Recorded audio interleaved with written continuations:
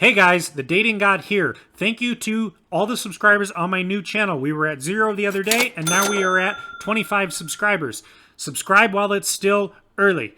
Let's dive into the topic of this video, which is, why do I feel so helpless when I was just broken up with by my ex?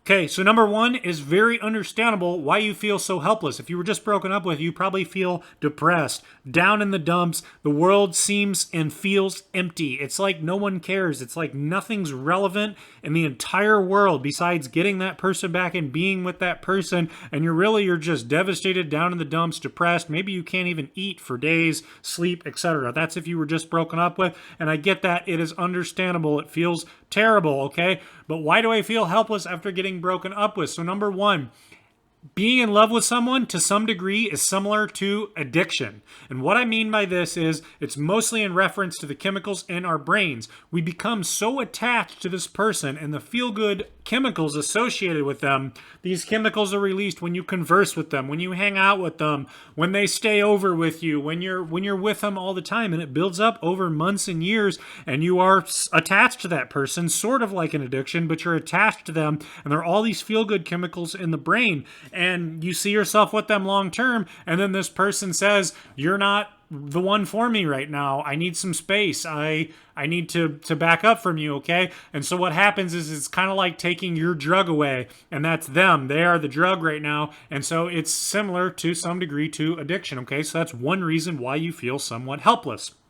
Number two, you're putting them on a pedestal. In this case, to summarize, what you're doing is you're basically, when you're just broken up with, you're basically forgetting about all the bad or all the negative of the person you were with, and you're reminiscing about all the good and all the positive qualities they have, okay? So you're putting them up on a pedestal in a way. You aren't remembering all the times they started a fight with you, all the negative qualities you weren't so sure about, all the things that you were questioning about the relationship that you didn't know if it was going to work, etc., etc., etc. But now that they've broken up with you, your mind has a way of tricking you and flipping that on you and only remembering the good about them and putting you in a desperate state that you want them back so badly. You're putting them on a pedestal. You're forgetting about all the times they were completely irrational. They started a fight. Logic didn't even seem like a concept to them. You couldn't explain anything to them, and you just felt like it wasn't going anywhere, and that was in the past. But now that they've broken up with you, you're only remembering the positives, okay? And even if you do remember some of the negatives about them, right now, since you've been broken up with, you're thinking, you know what? I'm willing to overlook all these traits. I just want them back. Or they've probably changed by now, and even if they haven't, I still want them back either way. I want to be with this person. And so in a way, you're remembering everything perfect about them. You're putting them on a pedestal. You've lowered your own value of yourself in your head. You've brought yourself down while boosting them up high on a pedestal. And they are not Superman. They are not perfect. Okay, so remember that. It's understandable, though, that this happens. This is very normal that you're putting them on a pedestal. Chill out. Take a step back. Remember your own value. Go into a no-contact situation. If you've already explained to them, if they broke up with you and you already explained to them, this is not what I want. I don't want to break up. I want to be with you. And then eventually you have to accept the breakup. If you've already done those things, then go into no contact and watch my video on what to do during no contact, okay?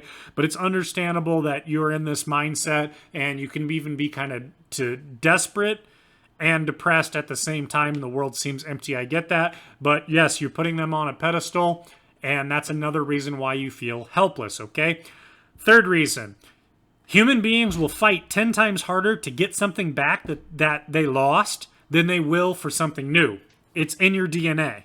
What might help you understand this concept is, just like when you think about the past, when you think about your childhood, when you think about high school, when you think about a lot of different times in the past, even if you have a rough past, a lot of the time when you think of the past, you're thinking of the good memories. You're thinking of the good times and how things were so great and things were easier, or things were good. You remember a lot of the good memories from the past because your brain has a way of erasing the bad memories. They erase the bad, okay? And your brain has a way of doing that to you, okay? And this also ties into what's called the fading effect bias, which I talk about in my video what to do during no contact, but I talk about the fading effect bias even more. I talk about it in the video, 5 reasons that your ex will come back. So if you want to know more about that, go watch that video.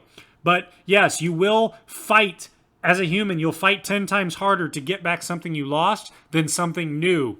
Okay, something you had and lost compared to something you never had. And that's just a psychological trick of a way, an evolutionary way that our brain works. Okay, so that's another reason why you feel so helpless, because you've lost something that you already had, and it can drive you crazy. It can drive your mind crazy. Okay, last but not least, insecurities inside yourself is another reason why you're feeling helpless. Whether it's confidence, self-esteem, etc., it's now showing up even more because of the breakup. But regardless of the breakup or not, these are things that you need to work on. You need to grow as a person, work on your confidence, work on your self-esteem, and start to realize and go back to remembering that today, sitting here today, you are very similar or almost the same person. Even though you feel like shit right now, you are the same person that they fell in love with, the same person that they wanted to be around so much and that they wanted to see so badly. You are that same person. You are. Dig deep down into your value, your uniqueness, your look, how you talk, how you walk, how you interact, the things you say, whether they're funny or stern, the way, everything about your personality, that's what they loved. They liked that about you, and you're still the same person right now that they were. Just right now, what they're saying is they want to break. They need to step back from you. The physical attraction is still there. Physical attraction doesn't really fade, but emotional attraction can and does. And if they broke up with you, then there's just a little bit of emotional attraction has dropped. But what really helps emotional attraction? No contact. It's a psychological rabbit hole of how it works, but no contact does. You need space apart. You need to let them feel what it's like without you around. You need to let them feel what it's like to miss you. If you're always there and you continue to text them and you're always there, they never get a chance to see what it's like without you or how to miss you, because you're still always there when they're trying to break up with you, and just chill and step back. So let them do that. Go into no contact, let them step back. You can blow them up like this guy Dan Bacon says on YouTube. You can contact him, text him, call him like you're super confident. You know what? You were right. I was wrong. I feel a lot more confident now. I did this. I was working on myself and just realizing da-da-da-da. You can do all that and give that a shot. But a lot of the time when you just try to contact them and call them, just calling them at all can push them further away. So be careful of that, okay? So at any rate, though, insecurities inside yourself is what you need to work on. You need to realize your value, dig deep, and you need to watch my video on what to do during no contact to become the strongest version of yourself, what to work on, what to do, and start remembering your value. Dig deep, remember your value, remember your worth, remember you're the same person today that you were before.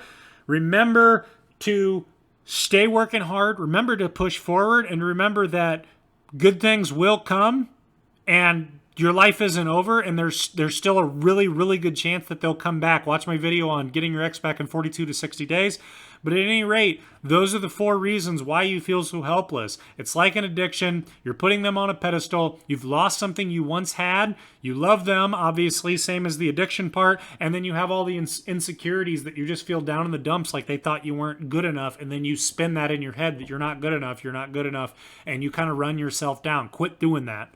So if this video helped you in any way, shape, or form, made you feel better, you liked the video, you liked the content, if you want me to keep putting out more videos like this, please hit the like button below. If you want me to keep putting videos out, hit subscribe as well, and I will continue to put videos out. My contact information is also below, and so is my ebook, which breaks everything down in a written format that's sometimes better than just an audio format. You can actually read it over, again and again and again. And that's my ebook on Amazon, which is below. So that's it for this video. Thank you for watching, and we will see you guys in the next video.